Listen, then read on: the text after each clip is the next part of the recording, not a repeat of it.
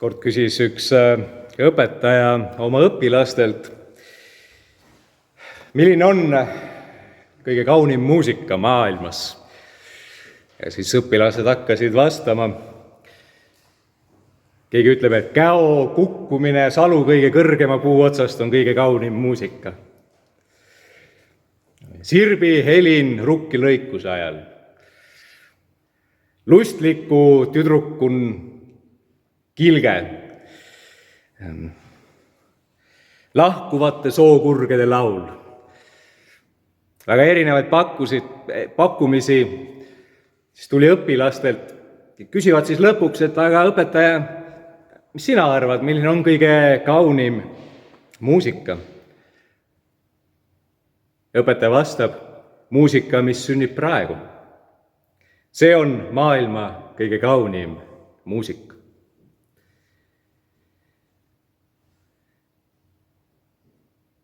Kirikuaasta lõpus, igaviku pühapäeval, mõtleme elu ja surma peale, nende inimeste peale, keda meie kõrval enam ei ole, mälestame.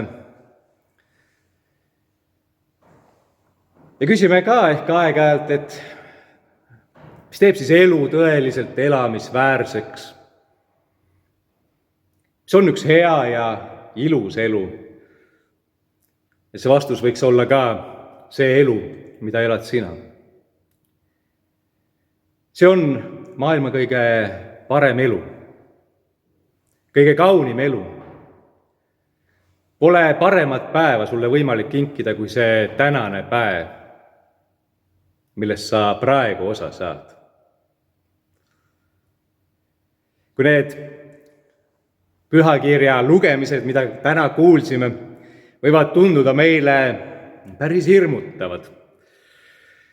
Ja tõesti, kui piiblis kõneldakse viimastest aegadest, siis need pildid on tõsiseks võtvad, mida meie silme ette maalitakse. Kuulsime Vanast Testamendist Malaki raamatust, viimsest kohtupäevast või issanda päevast, nagu seal öeldi. See lugemine lõppes küll lootusrikka ja julgustava sõnumiga. Teile, kes te mu nime kardate, tõuseb õiguse päike ja paranemine tema tiibade all.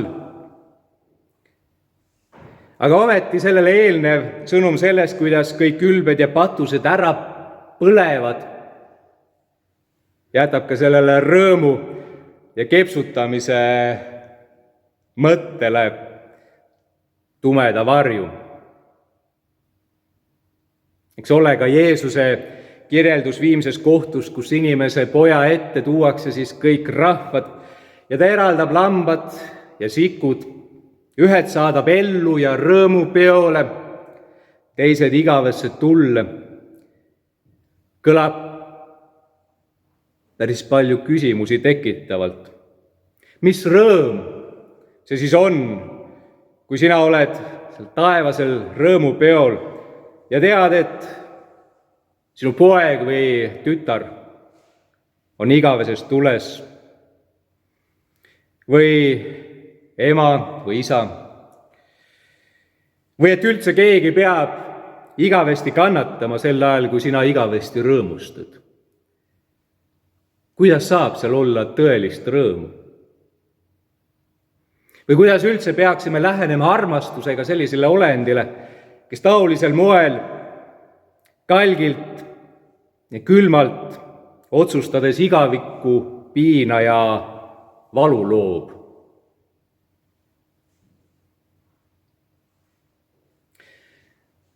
Siiski meil oluline teada, et need viimse kohtupäeva pildid, millega pühakiri kõneleb siis sellest, et inimesel tuleb oma elu eest vastutada, ei ole mõeldud meie hirmutamiseks või et meid masendusse ajaksid või lausa usust ära pöörama paneksid. Need ütlevad meile lihtsalt tolle aja inimesele mõistetavas keeles, mida seesama too tark õpetaja oma õpilastele edasi andes. Kõige kaunim muusika on see, mis sünnib praegu. Kõige parem elu, kõik võimalused, mida sul on vaja, on praegu olemas. Igavik ja tõeline on sinu juures ja algab nüüd. Küsida selle järele, mis siis täpselt kunagi tuleb. Mis juhtub sellele, kes siin elus on teinud kurja ja kes meile on ehk teinud kurja ja põhjustanud valu? Või mis juhtub sellele, kes on elanud ideaalset elu meie hinnangul, sageli võib-olla me ise oleme need? Kõige selle järele küsida on sama hea, kui lõpuks öelda, ühed on lambad, teised on sikud. Ühed on paremal, teised on vasakul. Ühed on elus, teised on tules. Mis see teadmine meile annab? Mis sellest muutub? Õigupoolest mitte midagi. Ainus, mis loeb, on see, mida sa teed praegu. Kuidas sa kasutad oma tänast päeva, seda ilusat hetke, mille looja on sulle praegu kinkinud. Kuidas sa oled tema ees? Vietnami kuulus munk ja õpetaja Thich Nhat Hanh õhtustanud kord koos õigeusu teoloogi ja tuntud aktivisti Jim Forrestiga. Pearoog sai söödud ja Vietnami munk, nii nagu tal tavaks oli enne magustoidu juurde asumist, tahtis oma nõud ära pesta. Jim Forrest pakub siis, et ma pesen ise, meie mõlema nõud, sa mine pane juba tee valmis ja et siis saame kohe alustada. Thich Nhat Hanh vastanud seepeale, et ma ei saa seda teha, sest ma ei ole kindel, kas sa ikka oskad nõusid pesta. Teine mees hakanud naerma, et mis jutt see on, ma olen eluaeg nõusid pestnud, ma oskan väga hästi nõusid pesta. Ei, vastas Thich Nhat Hanh, kui sina pesed nõusid, siis selleks, et saada minna magustoidu ja tee juurde. Nõusid tuleb aga pesta selleks, et nõusid pesta. Pühakirja õpetus elu kohta on üsna sarnane. Elada siin selles maailmas tuleb selleks, et elada. Tänane päev tuleb vastu võtta tänase päevana.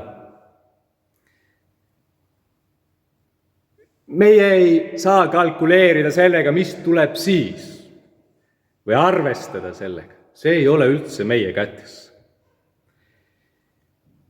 Tõeliselt oleme Jumala ees ustavad, avatud, Kristuse jüngrid, kui me püüame iga päeva juures olla avatud silmadega ja südametega. Võtta vastu seda kui Jumala andi ja kingitust. Märgata seda Jumala andi ja kingitusena ning olla selles ustav. Anda oma parim, anda oma hea osa, nii nagu meie mõistame ja teame. Jeesuse tähendamissõna viimsest kohtust kõneleb ju meile seda üsna selgelt. Kui siis tema ees on lõpuks kohtuniku ees need lambad ja sikud, paremal ja vasakul käel olijad. Ühele öeldakse, et te olete teinud hästi. Kui ma olin vangis, te tulite mu juurde, kui ma olin alasti, te riietasite mind, kui ma olin näljas, te toitsite mind ja joodsite mind. Kui ma olin haige, te tulite mu juurde, siis need, kes kõike seda tegid, küsivad, millal see oli? Neil polnud aimugi, et nad midagi sellist oleksid teinud. Ehk siis oma elus elades nad ei arvestanud sellega, et tuleb teha palju häid tegusid selleks, et pärida kord tõeline ja igavene elu, et saada kohtumõistmisel hea otsus. Nad ei mõelnudki selle peale. Nad tegid seda, mida nad pidasid õigeks ja andsid oma parima selles olukorras, mis elu neile oli kinkinud. Vastupidi samuti, need, kes said halva kohtuotsuse, samuti küsisid, millal see kõik juhtus, millal me jätsime kõik selle hea tegemata.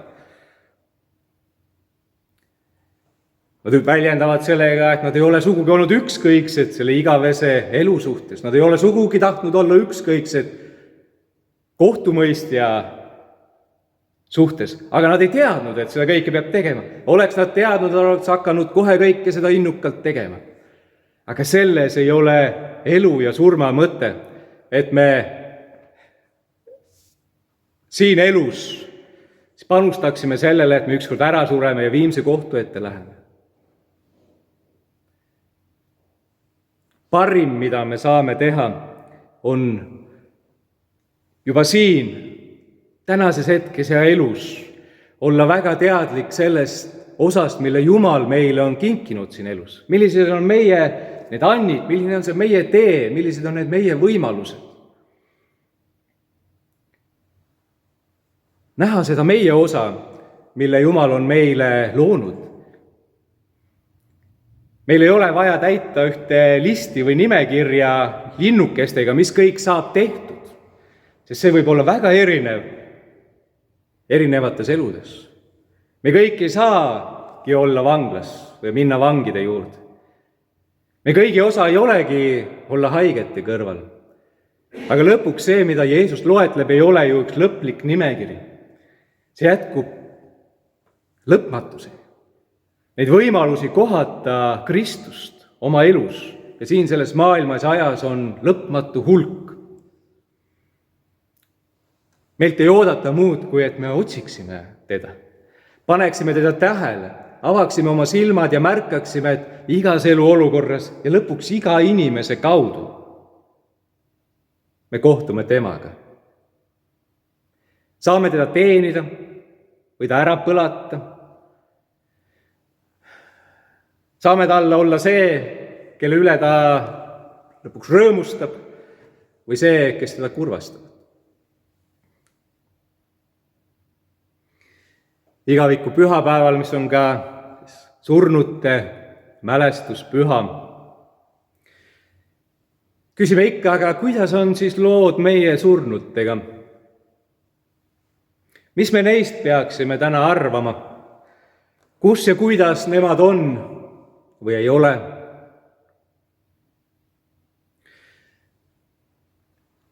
Kiriku pikk traditsioon õpetab, et oma surnutest tohime alati mõelda kui nendest, kes elavad. Nendest, kes on pärinud elu ja pärinud Jumalalt parima osa, on jõudnud tema rahusse. Kõikide surnute mälestuspühal ei mõelda ainult nende peale, kes olid head, kes olid vagad, kes olid tublid. Kõikide peale mõeldakse ja kui me süütame mälestusküünlad, siis kõikide surnute mälestuseks. Mõtleme, kui meie endi armastus on nii suur, et me oma kallitele, oma lähedastele, ükskõik kuidas nad siis olid ja kuidas nad hakkama said, ikka jätkuvalt parimat soovime. Kui palju suurem on veel Jumala armastus? Miks tema peaks tahtma neile kinkida midagi vähemat? Just sellega tohime arvestada täna oma lahkunuile mõeldes. Kui ka iseeneste tänaste ja homsete hetkede jaoks valmistudes. selle lõpmatult suure ja mõõtmatu Jumala armastusega. Tõesti, praegu saab alata elu, tõeline elu, see, mida kohta Pühakiri ütleb, igavene elu. Praegu on Jumal nii sinu lahkunute kui sinu enese juures. Igavik algab siin ja nüüd, sinu juures. Sinu ümbrust ja sinu südant peab täitma Jumala riik. Siin ei ole vaja mõelda homsele või ülehomsele. Tänasest piisab. Aamen.